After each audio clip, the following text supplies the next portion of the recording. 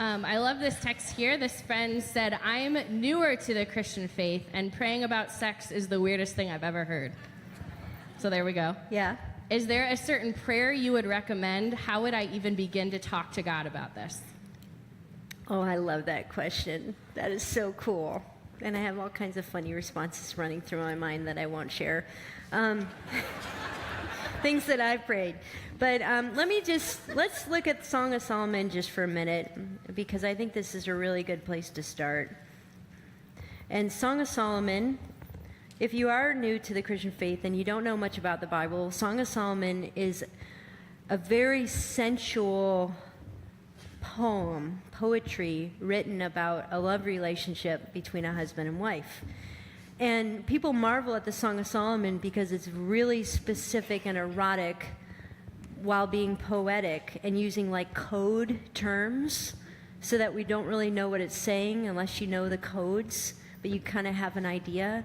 So for example, some of the codes would be the fruit in the Song of Solomon refer to the male genitalia. Heyo. The garden refers to the female's genitalia. There's all these aphrodisiacs like milk and honey and things like that that are about enjoying each other. So let me read just a portion of Song of Solomon. So this is what the bride says, and you can decode it. Awake, north wind, and come, south wind, blow on my garden, that its fragrance may spread everywhere. Let my beloved come into his garden and taste its choice fruits. It's getting hot in here. And then the groom says, I have come into my garden, my sister, my bride. I have gathered my myrrh with my spice. I have eaten my honeycomb and my honey. I have drunk my wine and my milk. He's having a good time. And then all of a sudden there's this person that enters into their bedroom, which is kind of weird, and says, eat, friends, and drink. Drink your fill of love.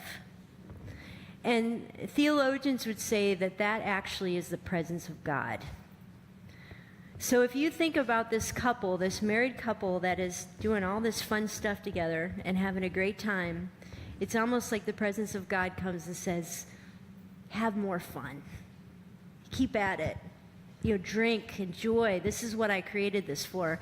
And I think you have to have that groundwork. I would encourage you to study the Song of Solomon to help you understand that God created this and he blesses it. That it's the devil that's in the part of you that says this is bad, I shouldn't enjoy it, it's sinful, it's dirty. If it's within marriage, God says, have the most fun together as you can possibly have. This is what I created it for. So you start praying about it by recognizing that this was God's creation and it was his gift to you. And you start praying about it just as honestly as you ask this question, God, I don't know how to pray to you about our sex life. So I don't know what words to say, but I'm amazed that this is from you. And would you help us? Would you help me?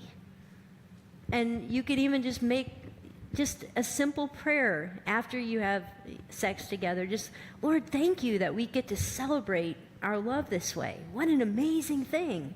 So just simple. There's no formula here. But the key is that God knows you and he loves you. So talk to him like somebody who knows you and loves you. And here's what we find in working with women in the area of sexuality. As women understand God's redemption in sexuality, actually their relationship with God becomes more intimate, which is a huge surprise to many women, but it's something we see over and over and over again, that this is designed to draw you closer to the Lord as well.